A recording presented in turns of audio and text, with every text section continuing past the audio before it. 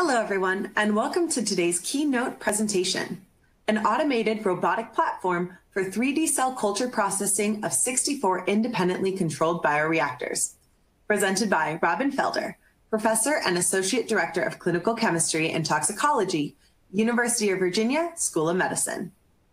I'm Alexis Krause of LabRoots, and I'll be your moderator for today's event. We are delighted to bring you this educational web seminar presented by LabRoots.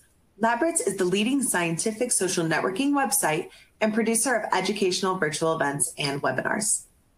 Before we begin, I'd like to remind everyone that this event is interactive. We encourage you to participate by submitting as many questions as you want at any time you want during the presentation.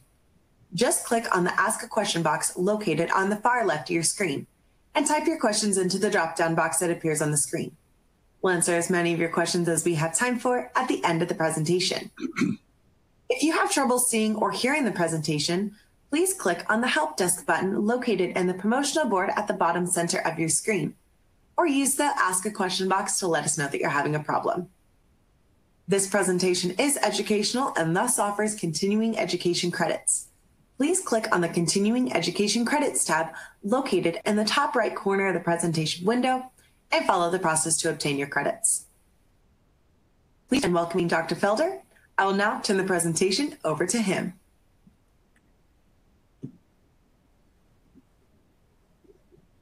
Hello. Today I'm going to talk about an automated robotic platform for 3D cell culture processing of 64 independently controlled bioreactors.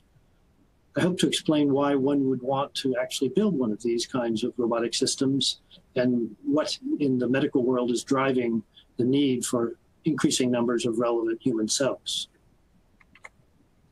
So the demand for cells for regenerative and reparative medicine, regenerative is growing new organs and reparative is repairing various parts of your body. Ideally, we would like to have autologous cell therapy.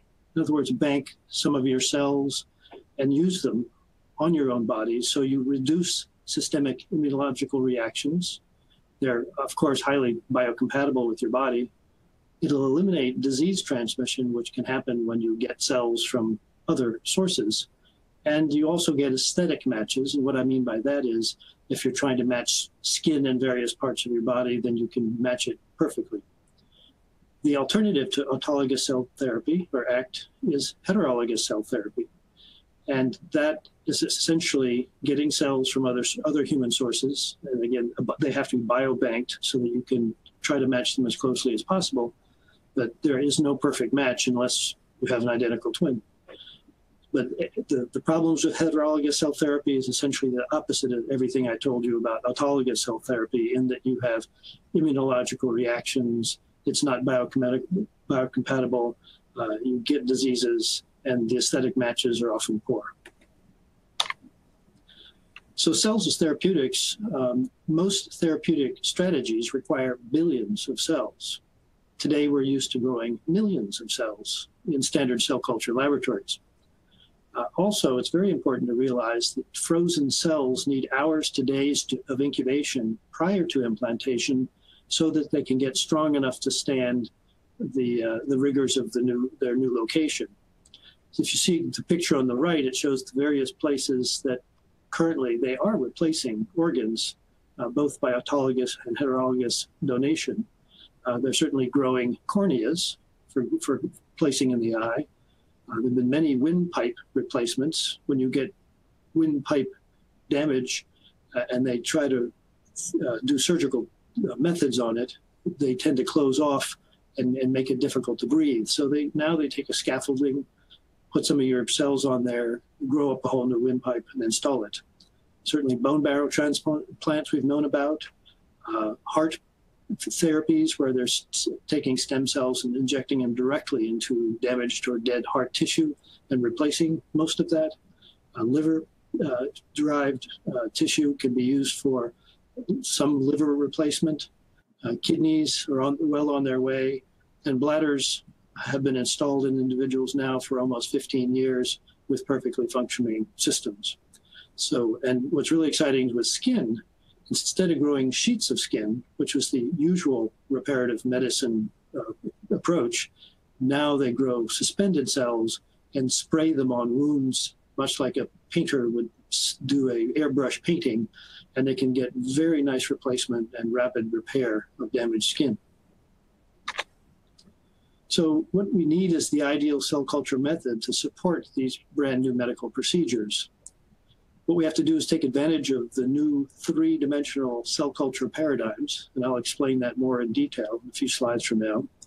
What we want to do is provide cell morphology that mimics the in vivo counterpart, that it has physiologic and biochemical responses that are similar, identical to in vivo responses. We also need a cell culture method that will allow the co-culture of cells for in vitro organ models, because organs are made up of many different cell types. We want to automate that cell culture process to provide not only convenience and standardization, but also to reach levels of cell growth that would probably not be easy to achieve using standard manual methods. We also want to take the art out of cell culture, because those of us that do it know that it's difficult to teach. And once you've somehow magically learned the art, then you can actually perform successful cell culture. So cells need an environment that's very similar to the in vivo living environment. So we actually control the pH, the temperature, the oxygen, the CO2, humidity, and even light. The surfaces cells grow on are very important, and they need to be biomimetic. In other words, they're similar to the biology that they're used to seeing, or feeling, I should say. The geometry should move from a petri dish, which is two-dimensional, to other kinds of 3D scaffolds and microcarriers, or little tiny particles.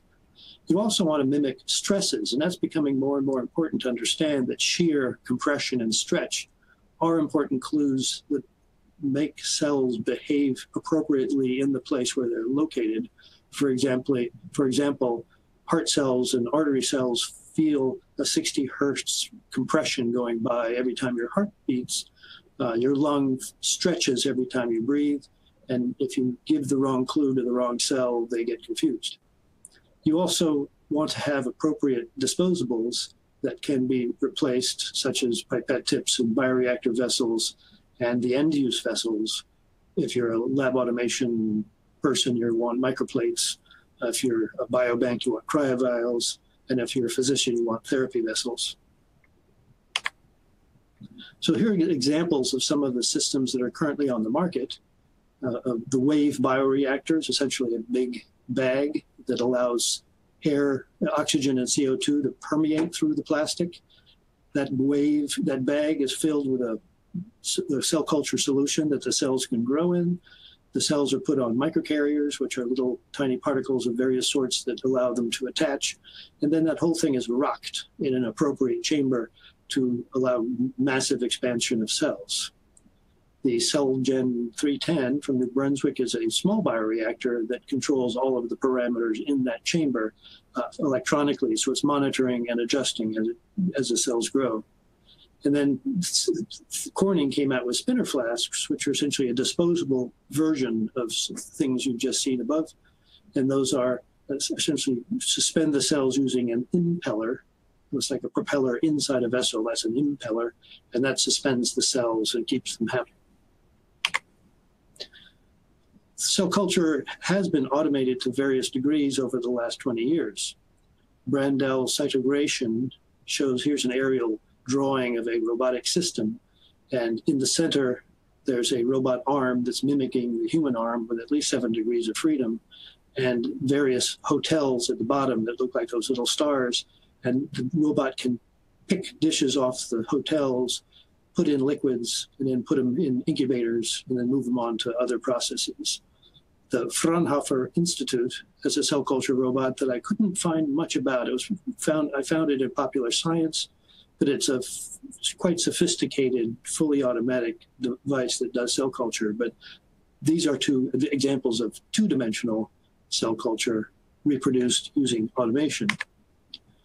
Here's some more continuation of that same topic. Sartoria Stedin Biotech Group has an Amber 15, and the upper picture has these little bioreactors, which are on the right-hand side of those pair of pictures, and those bioreactors have individually controlled CO2, oxygen, and you can put different medias in there, put different cells in there, and each of those are placed in a holder on an automated device that can add and remove fluids. The compact Select T is a good example of automated 2D cell culture, and that one is essentially a robot arm that handles standard laboratory plastics. And then finally, here's the cell culture automation systems for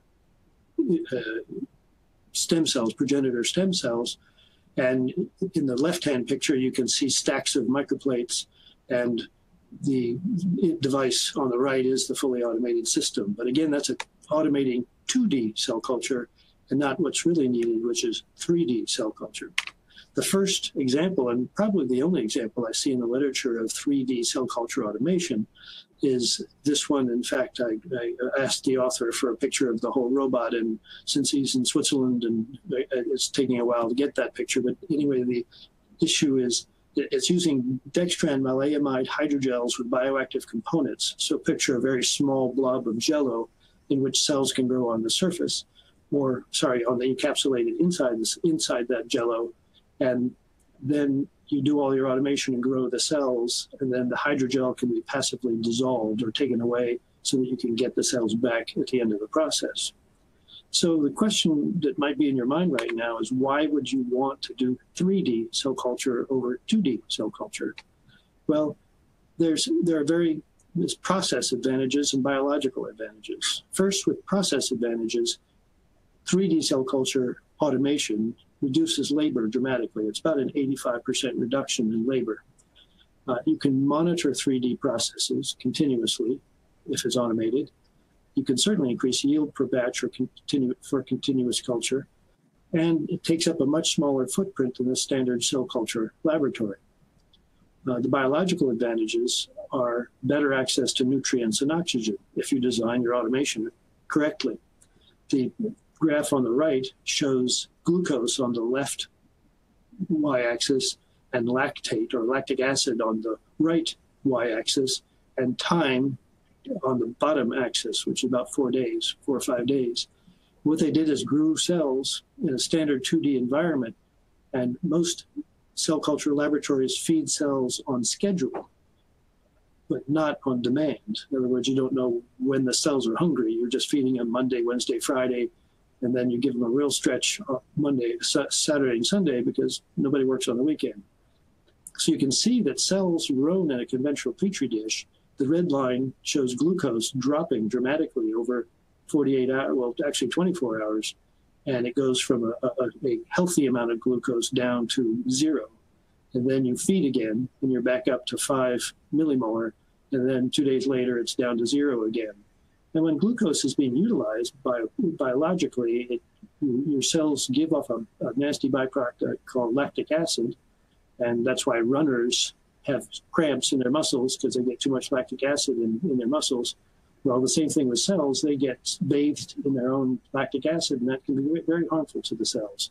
So that's not the ideal scenario for which to generate cells that are going to mimic the same ones in your body. So the advantages of the automation is better access to nutrients and oxygen, better morphology and physiology. You can also control stress, so those important stressors that point cells in certain directions in terms of what to do, and you get more natural growth surfaces. Here are several pictures of the difference between the 2D cell culture cells and what we're calling a perfused cell culture, which is they essentially have media flowing constantly, so it's always fresh media around. So that's one way of automating your process. It tends to use a lot more media, which can be expensive. But if you look at the upper picture, you've got much lower cell volume. There's a lack of little finger-like projections called microvilli, and there's gaps in cell junctions. Cells like to talk to each other and snuggle up tight, but here there are going to be gaps between cells that are grown in 2D. In this perfuse cell culture approach, you get taller cells, and you can actually see the little finger-like projections if you look closely, and those are the microvilli expressing themselves, and you get much tighter junctions between the cells. So there are biological and process advantages to 3D cell culture. So we developed technology in our lab here at the University of Virginia to try to take advantages of all of these parameters that I've been telling you about. First, we call them the gems, because they're like little gems as far as we're concerned, growing really good cells. They're optically clear, so you can do microscopy on not only the surface on the front of the cell, but you can focus back and look at the sides or the back side of the cell. They're non-autofluorescent, so that you don't have interference with all those fluorescent assays. They're ferromagnetic, in that we put in about 1% to 2% ferromagnetic particles. Picture like iron filings that are protected with silicon, but they're spritzed throughout the microcarrier, so you can take a magnet and essentially manipulate them. That's handy if you're trying to change the media. You pull all these microcarriers to the bottom of the tube, you take out the spent media, you put in fresh media, take the magnet away, and you're back up and running again. We also have an agitation-based suspension, and so these little microcarriers are put in a special tube that is gently agitated. So it's low shear, but there is shear, which is important, and you have better access to nutrients. It's also better suited for automation in that the cells always are accessible, and they're always in liquid, and they're always in suspension, unless you're changing the media. So here's some visual proof of the advantages. On the left side, we grew human kidney cells in 2D, and you can see that the cell looks like a pancake with black spaces around it. That's the gap between that cell and the neighbor cell. And we have about 32 of those little microvilli finger projections per square micron. And it's not easy to see in this picture, but take my word for it, they're there. On the right side is 3D, so the cells are growing. Each one of those red blobs with a blue center is a cell growing together, and on top of this seaweed jello, it's called alginate. And you can see two kinds of features. First, the sort of blister-looking projection on the left-hand picture and under the 3D notice. And that's something we haven't seen in any cell under 2D, and that's a natural phenomenon for these cells to have those kind of blister projections. And then on the right, you get very tightly interdigitating cells, which also doesn't happen in 2D. And notice that the microvilli density jumps from 32 to 364 microvilli per square micron, and that's more like what happens in the body. We also have improved epithelial cell electrolyte transport, but I don't want to go into too much detail about that today. So here's a gorgeous picture of that cell under scanning electron microscopy. You see the bead with the cells just sort of put it on top of this picture. But if you take one of those cells and zoom in really close, you can see what looks like a forest of microvilli.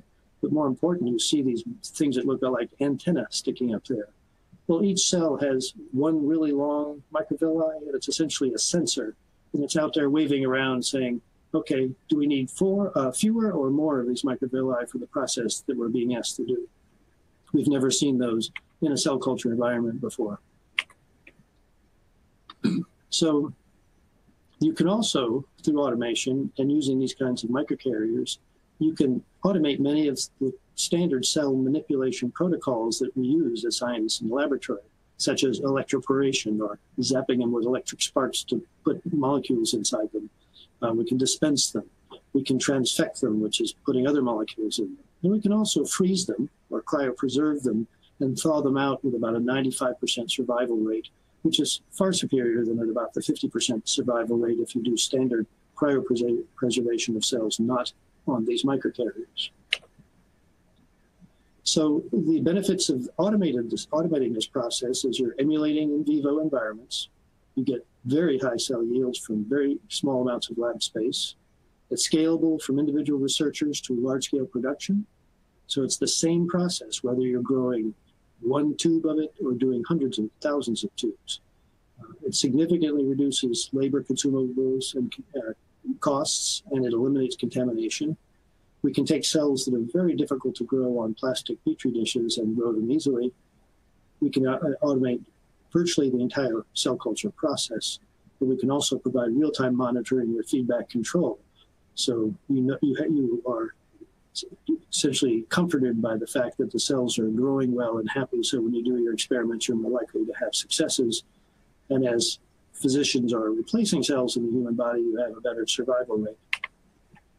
So here's a CAD drawing of our current prototype cell culture system. We're just trying to demonstrate to everybody that this is indeed possible. And so that would fit in a standard elevator in any building that supports laboratories. So it can be delivered, plugged in, and it's ready to go. The question you might have in your mind right now is what's the motivation for building an automated cell culture system within my own laboratory?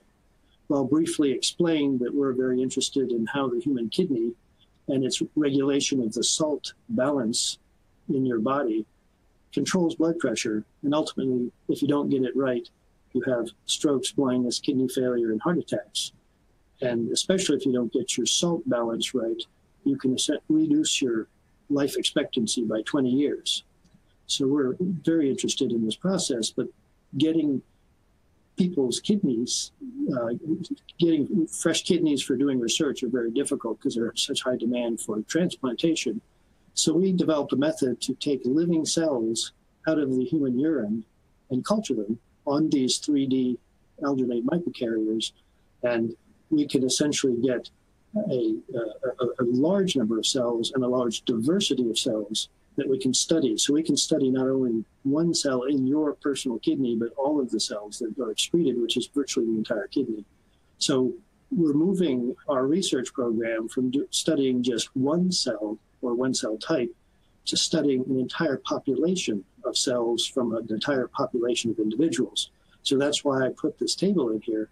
We have collected and are collecting cells from individuals at birth all the way through death.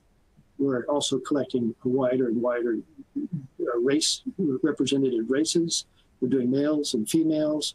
And so at the end of our collection period, we'll have thousands of cells from thousands of individuals and ask questions that will give us answers that are highly biologically relevant, because no two people are identical, but there is some sort of baseline of human existence. So we can find that likely baseline. So the features of this particular robot to solve these more challenging problems: no single human or even a team of people can grow 64 random access 3D cell cultures simultaneously. It's just never been done before. So we have that capability within this robotic system. It's all in an environmentally controlled enclosure. There's minimal human intervention, sterile environment with positive internal pressure to keep any bugs from getting in there. We can automatically sample media, so we can test it. We can feed the cells when they're hungry.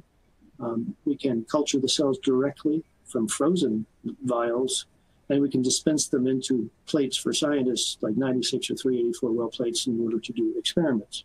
And ultimately, we can use it to grow cells for replacing human body parts. So it has certainly the temperature and the CO2 and O2 concentrations controlled. Many incubator processes don't control oxygen, only CO2, but we control oxygen by injecting nitrogen. And so we can lower oxygen concentration, which is very important to mimic what's going on in your body. We have all the air going into the system is HEPA cleared, so there are no viruses or anything larger. Then we have certain disposables that we developed, not only the microcarriers, but special bioreactor tubes called Levitubes, because we levitate the gems. And then the thing that does the levitating is a wiggler, a biowiggler.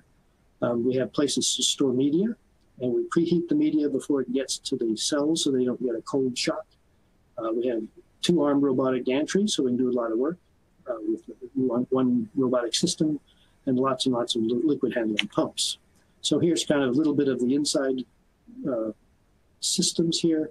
You have the robot gantry, liquid handling robot there. Dead center is the bioreactor array with 64 independent cultures. We have a pH sensor over on the right, and the robot will sample into those tubes and drop a drop on the pH sensor so we can record the progress of the cells eating the glucose. Lower left, we have the refrigerator with a large quantity of media, and various types of media. We're not wedded to just one at a time. We can do 4 different cell culture medias. And then below low right is waste collection and all the electronic control systems. The environmental controls are monitored by percent volume with a resolution of about 0.01%. And we have that integrated with valve controlling CO2 and nitrogen tanks to essentially keep those CO2 to where you need it. The temperature control is with a resolution of 1/100 of a degree. And then we use that integrating with a pair of high throughput circulating heater units, so there is no difference anywhere in the box with temperature gradients. And it's, again, enclosed by a pressurized HEPA filtration system to keep it clean. So here's some examples of how tightly we can control our variables. Cells are very forgiving because cells in your fingertips have there's not in your toes don't have a lot of oxygen because by the time it gets down there, it's mostly used up. So they're used to low amounts of oxygen. And then room air is about 23% oxygen, I think. So their cells can be exposed to a wide range, but we're going to control these parameters a lot tighter than cells really need it. And so here it's some CO2 at 5% is typical with about a 2.75% air or variation in that thing. And then temperature at 37 degrees, about 3% change in their amplitude there. It's all managed through a PID controller, and the set point can be customized to best suit the cell populations being cultured. So this is the system. It's essentially the GEM microcarrier, the Levitube bioreactor, the automated wiggler, and the off-the-shelf TCAN Cavro Omni robot with 2 arms. And this whole system is probably about 5 to 10 times less expensive than anything currently on the market. Yet it gives you more biologically relevant information at the end of the day. And so there's something unique about the Levitube is that it essentially does the washing machine motion where it goes a first circle right and a full circle left, and just keeps doing that as long as you want to. They can do it really fast or really slowly. And inside that tube are little veins of plastic, and those are designed very specifically and patented to levitate those little microcarriers so they maintain an even cloud throughout the tube. And that's a fairly difficult thing to do, is maintaining an even suspension for weeks, months, and maybe even years. And here's the one module of a wiggler, of which we have 4 of them, so there's 64 separate modules. And we've been through that. So this is the media storage and preheating, and that's important because the media is kept at 4 degrees Celsius, and we want it at 37 when it touches the cells, so it goes through the box sitting on top of this refrigerator, and it warms it up to 37 degrees prior to dispensing. So it's an on-demand kind of thing, and like I said, we can have 4 media containers, but if you have greater needs, let's say you wanted to grow cells for a year and leave it autonomous without any human intervention, then you would essentially park this robot next to a cold room and have very large tanks of media so you can just continuously feed these cell cultures. And that's going to be probably the case when you're growing large organs and having them, bioprinting them and having them self-organize. You're going to need this kind of larger scale system. And to monitor, we can monitor not only the cell density, and that's important because you want to know when the cells are ready to be used for the next process, but, and that's the optimal moment of confluence, we can also control doubling time, so you could change the temperature in a cell culture robot and slow them down if for some reason you didn't want them to get confluence before their time is due. If somebody's coming in to get their skin replaced, you can time the amount of confluence of cells for their arrival at their appointment and have plenty to do the skin replacement. So the ISFET pH sensor is just pictured there, and we simply take a very tiny drop, put it on there at solid state, and then it measures and then rinses, and then you're ready for the next one. Fortunately, cell culture is a very slow process. It takes probably a week or 2 to get the cells ready to be taken out of the system. Unless you're trying to grow billions of cells, then it may take a month. And so there, you've got plenty of time for the robot to do all these measurement kinds of things. It's not minute to minute, it's really hour to hour. if you have large-scale needs, I mean, we took some human kidney cells and we grew them for 9 months in our automated system and generated an enormous number of cells, and they maintained their steady phenotype through the entire nine-month period. If you're a scientist at the bench and you're interested in having the same kind of data week after week, month after month, when you're doing a series of experiments, this is the way to do it, is to grow up large numbers and draw from that same pool every time you need cells for your experiment. And you won't have the variability that happens going from batch to batch to batch and splitting your cells each time. You can even do experiments from these microcarriers directly from the freezer. You thaw out the microcarriers with the cells on there, 95% survival rate, and you pipette them directly into your assay. So that's even a more convenient way to do experiments using this automated 3D approach. So finally, this is where we're going in our fairly near future. We are almost completely autonomous in our automated cell culture robot, which is the one in the middle there. We already are fully automated in terms of our screening, using cells to screen for new drugs or just doing cell physiology. And the pipetting robot is actually married to a spectrophlorimeter, so it can do all the measurements without any human intervention. But what we're really excited about doing is on the far left, is automating cryogenic storage of cells so that the automated cell culture robot can grow up large quantities. It can hand it off to the freezer and it can put it away.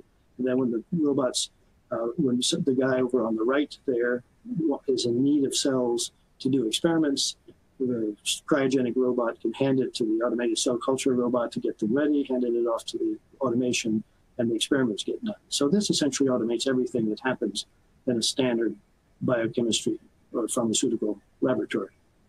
So finally, I'd like to acknowledge our team, which is, they're not all listed here, but this is the sort of our principal level of PhDs, et cetera.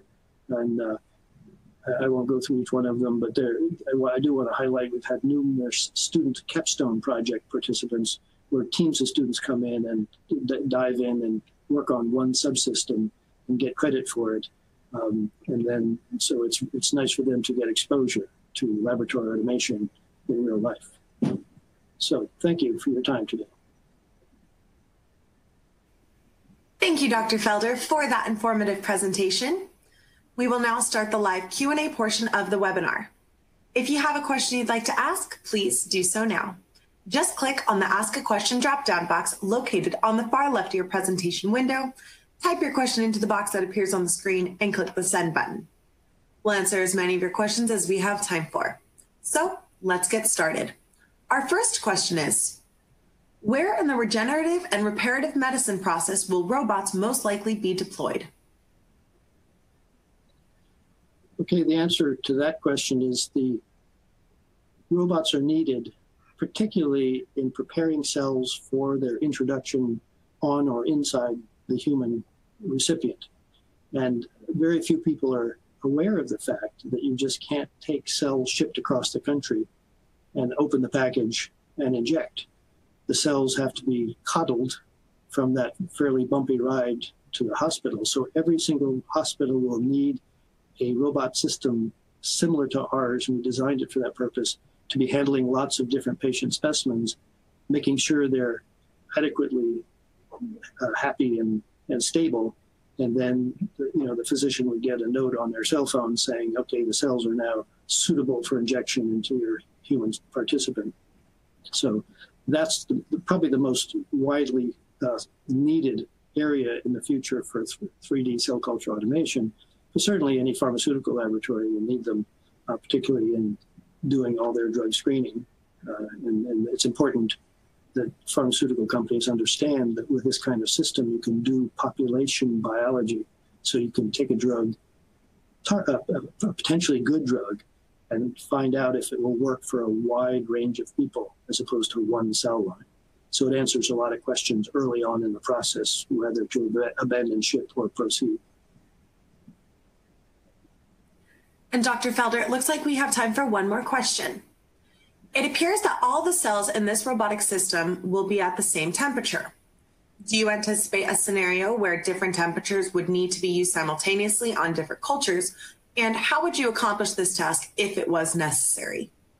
That's a very good question, because that's actually something we are anticipating for the research market, and particularly having a cell culture system that can not only grow cells from animals and humans, but also plant cells. The question is, why would you want to grow plant cells in the same place you're growing human cells? Well, if we would like to check the effect of plant nutrition on cell growth, that's the perfect way to do it, all within one system. So yes, we will have to have the bioreactors individually temperature controlled, but right now we said, let's start simple and let's focus on all one temperature, because I would say 99.99% of cell culture done out there is at 37 degrees, because that's where our body temperatures tend to hang out. I would like to once again thank Dr. Felder for his presentation. I would also like to thank LabRoots for making today's educational webcast possible. Before we go, I would like to let everyone know that today's webcast will be available for on-demand viewing through August of 2018. You will receive an email from LabRoots letting you know when this webcast will be available for replay. Please share that announcement with your colleagues who may have missed today's live event. That's all for now. Thank you for joining us, and we hope to see you again soon. Goodbye.